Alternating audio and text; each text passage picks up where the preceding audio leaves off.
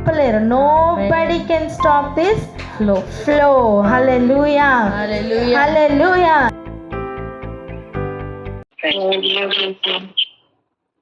హల్లెలూయా. ఈరోజు మనం ప్రార్థన చేసుకుందాం. ప్రైజ్లో ఉన్నానా? ఈరోజు మనం ప్రార్థన చేసుకోవడానికి మన హృదయాల్ని సిద్ధపరచుకుందాం.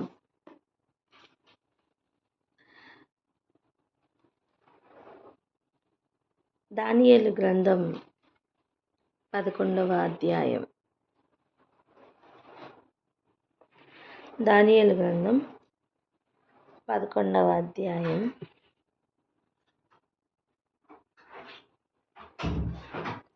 చూడండి, 33వ వచనం. దానియేలు గ్రంథం 11వ అధ్యాయం 33వ వచనం. జనములో బుద్ధిమంతులు అనేకులకు బోధించుదురు గాని వారు బహుదినములు ఖడ్గము వలనను అగ్ని వలనను కృంగి చెరపట్టబడి హింసింపబడి దోచబడుదురు.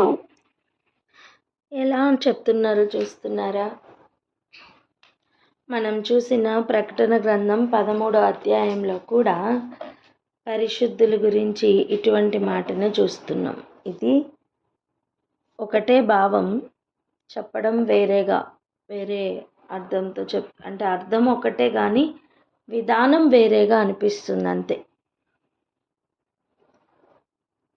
జనములలో బుద్ధిమంతులు అనేకులు బోధిస్తారు కానీ ఏమవుతారట వారు? బహుదినములు ఖడ్గము వలనను అగ్ని వలనను కృంగి చెరపట్టబడి హింసింపబడి దోచబడుదురు.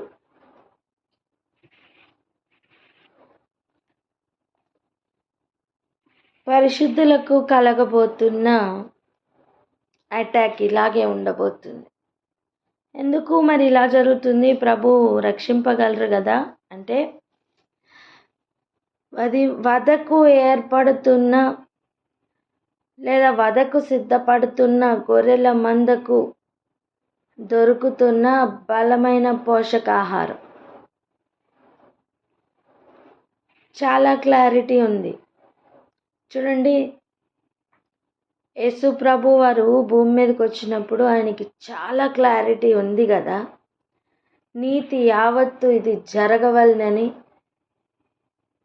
అలాగనే ఆయన గొర్రె పిల్లలకి కూడా ఈ విషయంలో చాలా క్లారిటీ ఉండాలి. ఇది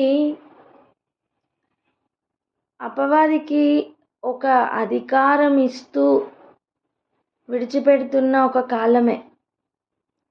ఎందుకు అంటే వాని ఉగ్రతను పెంచుతున్న కాలం. చెప్పండి అన్నమాట.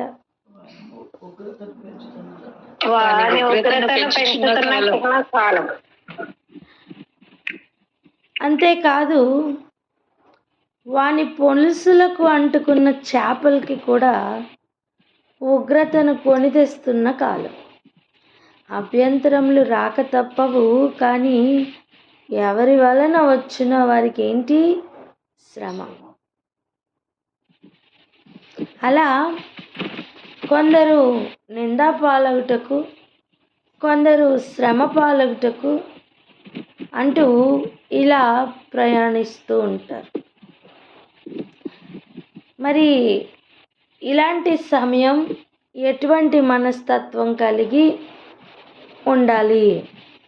ఆయన పక్షంన నిలబడుతున్న బుద్ధిమంతులు ఏ మనస్తత్వంతో నిలబడాలి?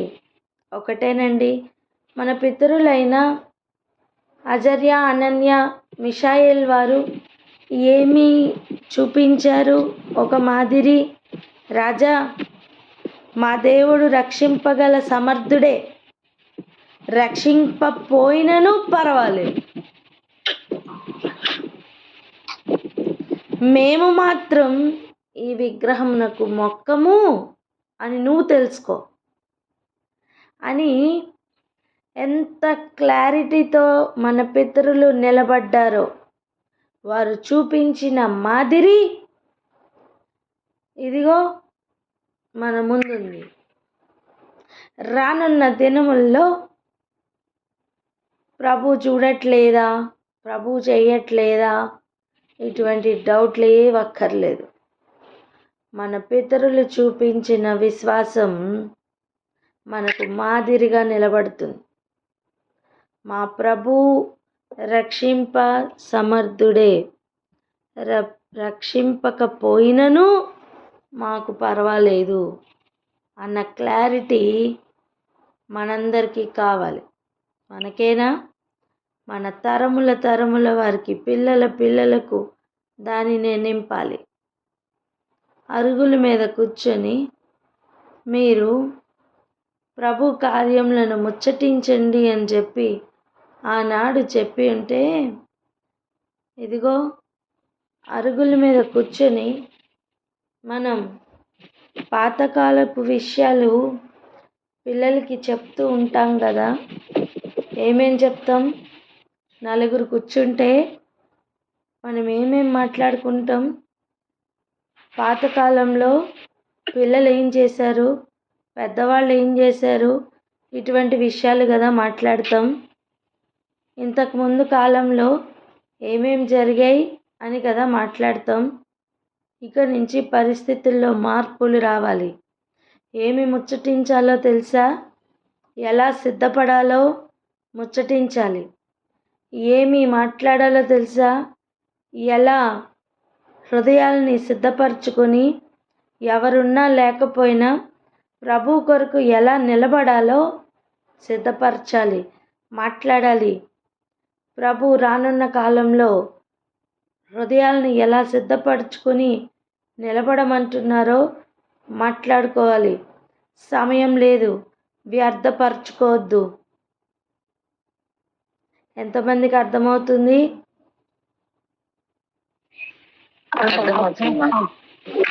హల్లెలూయా. మరి ఇక్కడ ఆగి ఒక్కసారి ప్రార్థన చేసుకుందాం. ప్రతి ఒక్కరి కాన్వర్జేషన్స్లోని మార్పులు కలుగునుగాక. అనవసరమైన ఒక్క కాన్వర్జేషన్ ఉండడానికి వీల్లేదని ప్రార్థన చేద్దామా? చేద్దాం.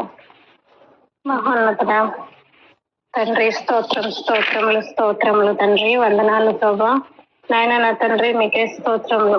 నాయన నా ప్రభా, అనవసరమైన కాన్వర్జేషన్స్ ఏవి కానీ మళ్ళీ ఉండకూడనట్లుగాను నాయన నా తండ్రి ప్రతి కాన్వర్జేషన్ లోనూ మార్పులు వచ్చినగాక అని ప్రార్థిస్తున్నాం ప్రభా. మీకు వందనాలు చెల్లించుకుంటున్నాం తండ్రి, మీకే స్తోత్రములు.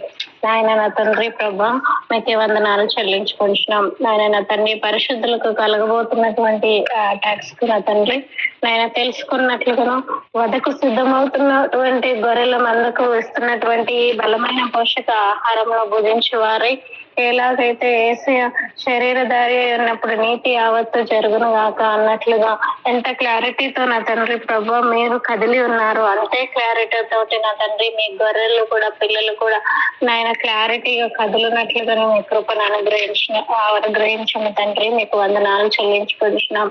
నాయన అభ్యంతరములు రాక మానవు కానీ నా తండ్రి కొందరు నిందలు పాలవుటకు, కొందరు నా తండ్రి ప్రభా చెరపట్టబడుటకు నాయన ఇలాగ నా ప్రయాణం కొనసాగించుండగా నా తండ్రి ప్రభా ప్రతి ఏరియాలను కూడా ఆయన ఎలాంటి మనస్తత్వం మేము కలిగి ఉండాలి, అటువంటి సమయాల్లో ఎలాగ నిల్చోవాలి అని ఆయన నా తండ్రి ఎలాగైతే మా పితరులైనటువంటి అనన్య మిషాయల అజర్య చూపించినటువంటి ఆ యొక్క మార్గము నా తండ్రి ప్రభా వారు ఎలాగనో ఎంత క్లారిటీతో నిలబడ్డారో ఆయన మా యొక్క దేవుడు మమ్మల్ని రక్షించినను రక్షింపకపోయినను నాయన విగ్రహములకు మేము మొక్కము మాకు చింత లేదు అన్నట్టుగా ఎలాగ నిలబడ్డారో ప్రభా రానున్న దినాల్లో ఆయన నా తండ్రి అంతే క్లారిటీతో ఆయన నిలుచుకుని వారమై ఉండినట్లు కృప చూపించండి ప్రభా. ఆ రీతిలో ప్రిపేర్ అవడానికి సహాయం చేయండి. ఆయన మీకు వందనాలు స్తోత్రములు చెల్లించుకుంటున్నాం. ఇవన్నీ కూడా మా బిడ్డలకు మేము నేర్పించే వారమై, మా పిల్లలకు మేము నేర్పించే వారమై నా తండ్రి ఎలాగనైతే మీరు మోషేకు చెప్పి ఉన్నారో ఆయన అరుగుల మీద కూర్చొని మీ బిడ్డలకు బోధించమన్నట్లుగా ప్రభా నా తండ్రి పాతకాలపు విషయాలు పిల్లలకి చెప్తాం కదా, ఆ రీతిలో నా కాకుండా నా తండ్రి ప్రభా ఏం ముచ్చటించాలో నాయన ఎలాగ నా బిడ్డల హృదయాలు సిద్ధపరచాలో రానున్న కాలంలో నా తండ్రి ప్రభా ఈ భయంకరమైన మోసం నుంచి ధర్మ విరోధి నుంచి బిడ్డలు ఎలాగ నా తండ్రి ప్రభా ఆయన వారిని వారు ఎలాగన వారి జీవితాలను సమర్పించుకోవాలనో ఆ రీతిగా వారు ఎలాగన కొనసాగాలనో వారిని సిద్ధపరిచేటువంటి వారుగా మేము అందరము ఉండినట్లు ఆ కన్వర్జేషన్స్ మేము మా బిడ్డలకు చెప్పినట్లుగా మీ కృప చూపించండి. సమయం లేదు కనుక సమయంను వ్యర్థపరచుకొనక నా తండ్రి ప్రభా అనవసరమైనటువంటి కన్వర్జేషన్స్ అనవసరమైనటువంటి మాటలు మాట్లాడక నా తండ్రి ప్రభా రానున్న దినాల్లో జరగబోతున్న సంగతులన్నీ బిడ్డలకు వివరించే విశేషమైన కృప ప్రతి తల్లికి ప్రతి తండ్రికి దయచేయమని ప్రార్థిస్తూ మహిమ ఘనత ప్రభావాలు మీకు మాత్రమే ఆరోపిస్తూ యేసయ్య పరిశుద్ధ నామంలో మిక్కిలి వినయంతో ప్రార్థించి పొందినాం.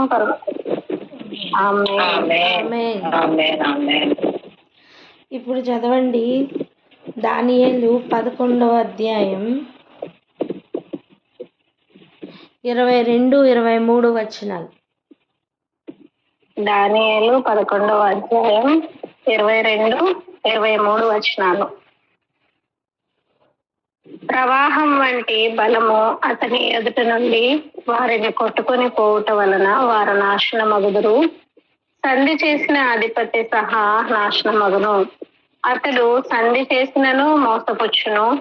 అతడు స్వల్ప జనము గలవాడైనను ఎదురాడి బలము పొందును. ఈ లాస్ట్ కాలంలో ఒక సంధి చేయడానికి ఒక శాంతి దూత రాబోతున్నాడు. తెల్లని గుర్రం మీద జయించుటకు వాడికి అధికారం ఇచ్చారు. ముద్రలు విప్పుతున్న సమయం తెల్లని గుర్రం మీద వచ్చువాడు లోకంను జయించడానికి అధికారం పొందుకొని వచ్చినట్లుగా మనం చూస్తున్నాం. గుర్తుందా? మనం ధ్యానించాం.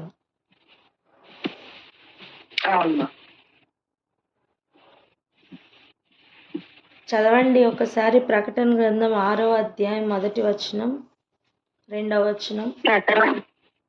ప్రకటన గ్రంథం 6వ అధ్యాయం మొదటి 2 వచనాలు. మొదటి 2 వచనాలు. ఆ గొర్రెపిల్ల ఆ 7 ముద్రలలో మొదటి దానిని విప్పినప్పుడు నేను చూడగా ఆ 4 జీవులలో ఒకటి రమ్ము అని ఉరుము వంటి స్వరముతో చెప్పుట వింటిని.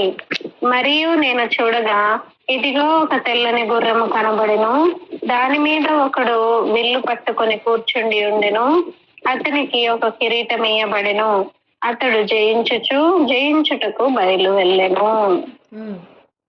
ఇతడు తెల్లని గుర్రం మీద రావడానికి కారణం శాంతిని సూచిస్తూ వస్తున్నాడు. అంటే ప్రపంచమంతా అల్లకల్లోలంగా మారుతున్న సమయం. గొడవలు మరీ ఎక్కువవుతూ యుద్ధంలు ఎక్కువవుతుంటే ఒకడు తెల్లని గుర్రం మీద వచ్చినట్టుగా శాంతి వేషముతో వస్తాడు. సంధి చేయడానికే వచ్చినట్లుగా వస్తాడు. తన బలంను తను పెంచుకుంటాడు. కానీ ఆ సంధి నిలవదు. ఎందుకంటే అది మోసంతో కూడిన సంధి. చూడండి, అతడు సంధి చేసినను మోసపుచ్చును.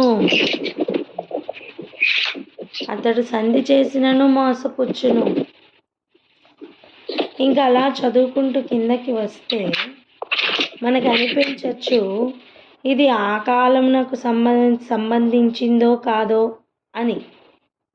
ఇదిగో అటువంటి సందేహం ఉన్నందున ఒక వచనం చూపించాలి. రండి, 31వ వచనం చదవండి.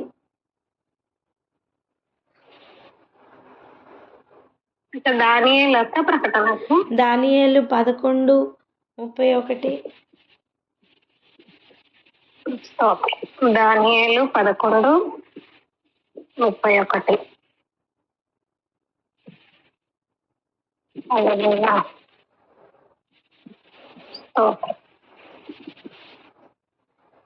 అతని పక్షమున శూరులు లేచి పరిశుద్ధ స్థలపు కోటను అపవిత్రపరచి అనుదిన బలి నిలిపివేసి నాశనమును కలుగజేయు హేయమైన వస్తువును నిలువబెట్టుదురు. అది ఇప్పుడు చెప్పండి, ధర్మ విరోధి, నాశనమైన హే వస్తువు, ఇవన్నీ కూడా మనం మూలం అదే అయినా, సారాంశం అదే అయినా, అలంకార రూపంలో భూమిలో నుండి వస్తున్న మృగం, సముద్రంలో నుండి వస్తున్న మృగం అని చదువుతున్నవి, ఇక్కడ చదువుతున్నవి ఒకటేనా? ఒక్కటే. అది ఒకటే ఒకటే. బబులోను చెరలో నుండి విడుదల కోసం ప్రార్థిస్తున్న దానియేలుకు దేవుడు బయలుపరిచిన సంగతులు ఎటువంటి సంగతులు అంటే, ప్రస్తుతం ప్రపంచమంతా ఆత్మీయంగా, ప్రస్తుతం ప్రపంచం మొత్తం ఆత్మీయంగా ఒక బబులోను చెరలో ఉంటుండగా దేవుడు ఆ చెరలో నుండి విడుదల కోసం ఆ రోజు దానియేలుకి చూపించారు. ఏ ప్రిపరేషన్ అయినా ఫైనల్స్ కోసమే అని మనం నేర్చుకుంటున్నాం కదా, ఇప్పుడు కూడా అదే జరుగుతుంది. ఈ ప్రిపరేషన్ మొత్తం ఫైనల్ ఎగ్జామ్ కోసమే. ఆశ ఉన్న దానియేలుకు దేవుడు ఫైనల్ ఎగ్జామ్ పేపర్ ఇచ్చేశారు. అయ్యా, నాకు ఇది రాయడం తెలీదు, నా సిలబస్లో లేదు కదా అంటే, ఇది నీ కోసం కాదు, నువ్వు పెట్టుకో అని చెప్తే ఎలా ఉంటుందో అలా ఉంది. అంత్యకాలంలో రాబోతున్న వారు ఈ ఎగ్జామ్ పేపర్ రాస్తారు, ఈ పేపర్ నువ్వు పెట్టుకో అని చెప్తే ఎలా ఉంటుందో అలా ఉంది దానియేలు గారి పరిస్థితి. తన కాలంలో కాదండి, తన ముందు రాబోతున్న కాలంలో ఏం జరగబోతున్నాయో దేవుడు తనకి చూపించారు. అయితే మనం అక్కడ ఆగడానికి వీల్లేదు, కానీ గమనించండి, పరిశుద్ధ కోటను అపవిత్రపరుస్తారు. పరిశుద్ధ కోట అంటే ఏది? సియోను. పరిశుద్ధ కోట అంటే ఏది? ఇస్రాయేల్ సియోను. దీనిని అపవిత్రపరుస్తాడు.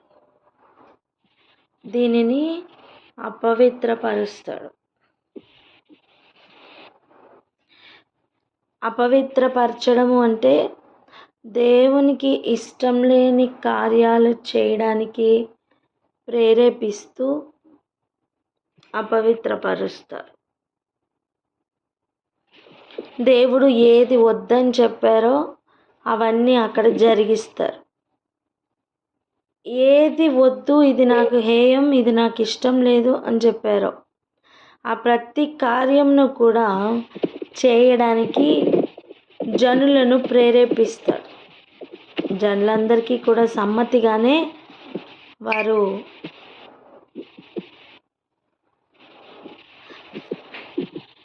యాక్సెప్ట్ చేస్తారు. ఇది ఒక భయంకరమైన పరిస్థితే. కానీ ఇవన్నీ ఎందుకు ముందుగా రాయించారు తెలుసా? గుర్తుపట్టడానికి. మనం గుర్తుపట్టాలి. ఇంకా చూడండి,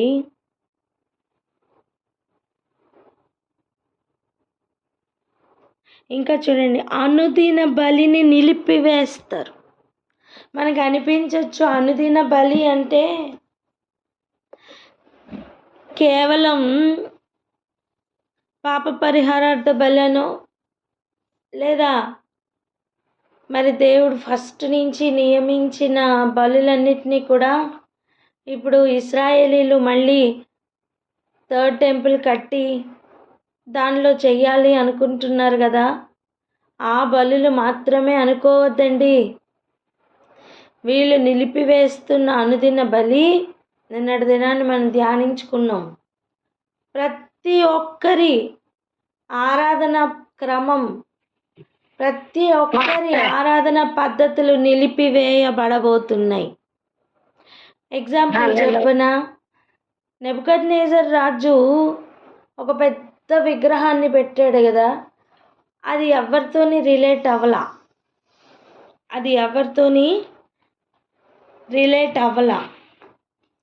తాను నిలవబెట్టించిన ఆ విగ్రహంకు మొక్కాలి అంతే. తాను పెట్టిన రూల్ అది.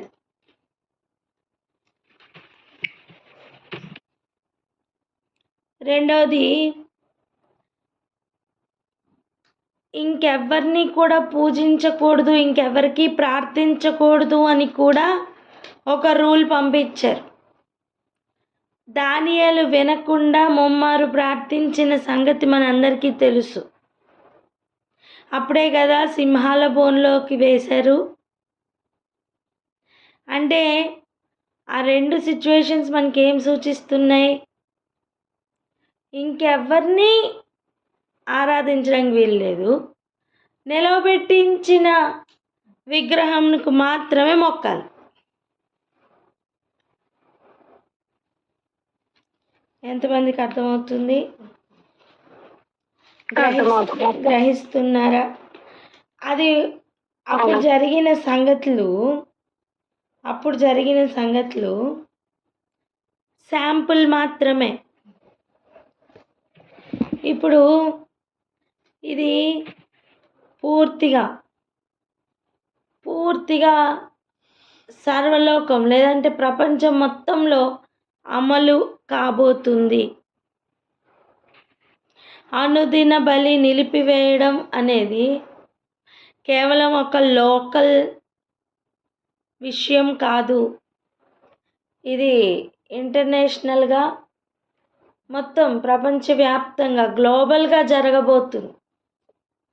ఈ ఒక్క మాట పలకండి, గ్లోబల్గా జరగబోతుంది అని.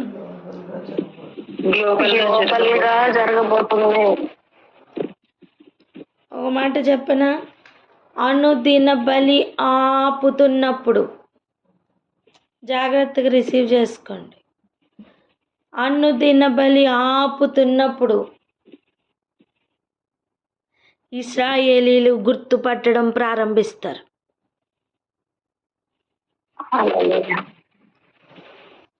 ఈరోజు మెస్సయ్యని నమ్మట్లేదు కదా, ఇంకా రాబోతున్నారు అని చెప్పి ధర్మ విరోధికి చోటిస్తారే,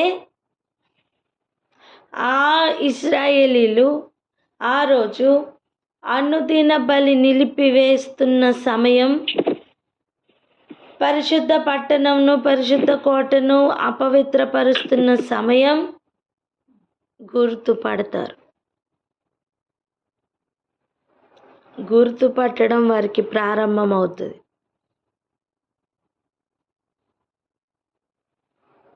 హల్లెలూయా.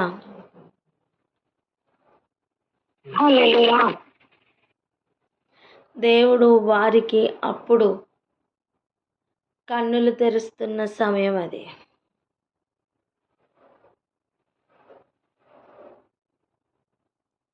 నాశనకరమైన హేయ వస్తువును నిలవబెట్టకూడని స్థలంలో నిలవబెడుతున్న సమయం వారి కన్నులు ఇంకా పూర్తిగా ఓపెన్ అయిపోతాయి.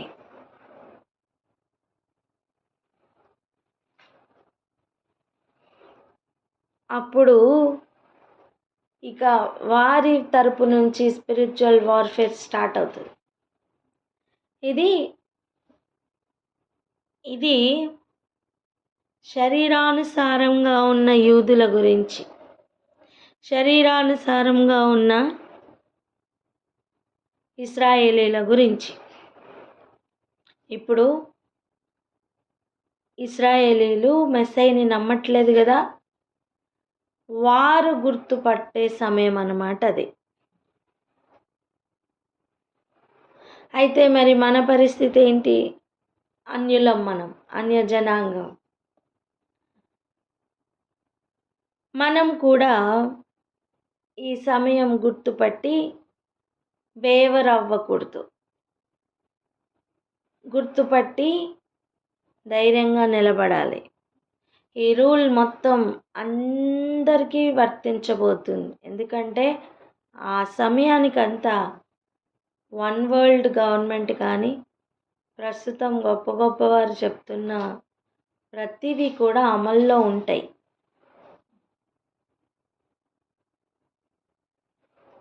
అప్పటికే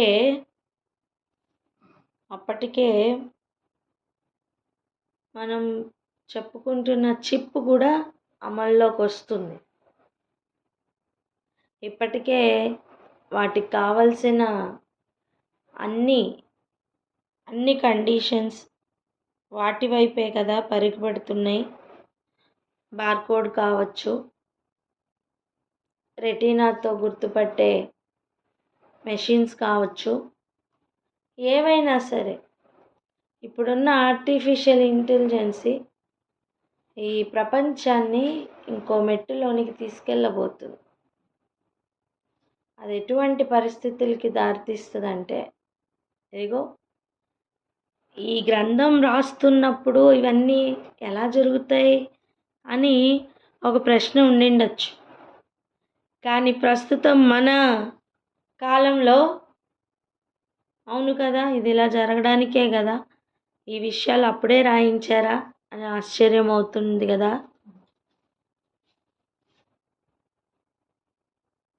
మరి మన పిల్లలకి ఇవన్నీ కూడా నేర్పించాలి. ఎలా సిద్ధపడాలో నేర్పించాలి. ఎలా సిద్ధపడాలి? పరిశుద్ధులుగా ఉండుటకే పిలువబడ్డాం. పరిశుద్ధంగా ఉండడం నేర్పించాలి. తల్లిదండ్రులు ఉన్నను లేకపోయినను. దానియేలుతో పాటు తల్లిదండ్రులు వెళ్ళారా? లేదు. తనతోనే ఉన్నట్టుగా ఏమైనా దాఖలాలు ఉన్నాయా? లేవు. మరి అజర్య, మిషాయల్ వీళ్ళకి వాళ్ళ తల్లిదండ్రులు గైడ్ చేయడానికి వాళ్ళ చుట్టాలు అందరూ ఉన్నారా? లేరు. బాలురుగా ఉన్నప్పుడే, మంచి యవ్వన బిడ్డలుగా ఉన్నప్పుడే చెరలోకి తీసుకెళ్తే వారు అక్కడ దేవుని కోసం నిలబడిన స్థితిని మనం చూస్తున్నాం. నేను అంటాను, వారికి ఆ వయసులోనే అంత జ్ఞానం ఎక్కడి నుంచి వచ్చింది? ఎలా వచ్చి ఉంటుంది? వారి కుటుంబాల్లో, వారి సమాజ మందిరాల్లో ధర్మశాస్త్రంను వినకుండానే వచ్చి ఉంటుందా? మమ్మల్ని మేము అపవిత్రపరచుకోం అనే పాయింట్ వాళ్ళకి ఎలాగా వచ్చి ఉంటుంది?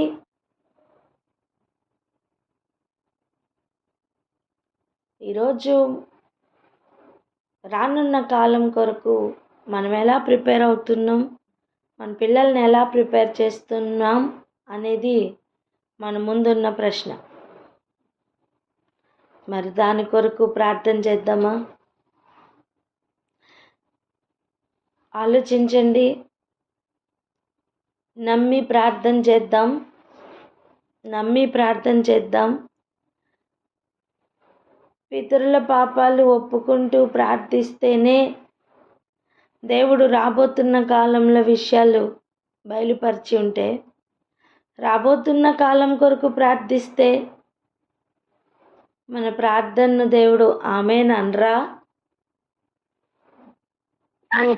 అంటారు. ఆమేన్. ఆ నిరీక్షణతో అందరం ప్రార్థనలోకి వెళ్దాం. అక్క. హల్లెలూయా. థాంక్యూ. స్తోత్రమయ్యా. ప్రార్థన చేసుకో.